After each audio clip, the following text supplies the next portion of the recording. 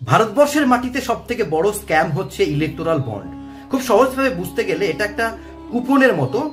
এটা ইন্ডাস্ট্রিয়ালি যারা বিজনেসম্যান, যারা ট্যাক্স ফাঁকি দেয়, যাদের পিছনে সিবিআই, ইডি, ইনকাম ট্যাক্স লাগিয়ে দেয়, তারা কি করে, তারা ইডি এবং সিবিআই এর হাত থেকে বাঁচার জন্য ইলেকটোরাল বন্ড কেনে, মানে চাঁদা দেয়।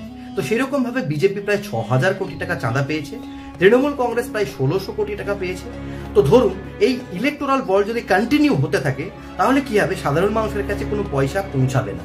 সাধারণ মানুষের জন্য যেমন রিক্রুটমেন্ট বন্ধ হয়ে যাবে, যারা চাকরি করছে তাদের মাইনে বন্ধ হয়ে যাবে, বিভিন্ন জনসেবামূলক কাজ সেগুলো বন্ধ হয়ে যাবে, শিক্ষা, স্কুল, কলেজ, হসপিটাল এগুলো সব বন্ধ হয়ে যাবে।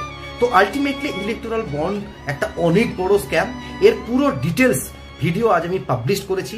সবাইকে রিকোয়েস্ট করব প্লিজ গিয়ে ভিডিওটা দেখবেন, কমপ্লিটলি বুঝতে পারবেন যে অ্যাকচুয়াল কি হতে চলেছে ভারতবর্ষে। ধন্যবাদ।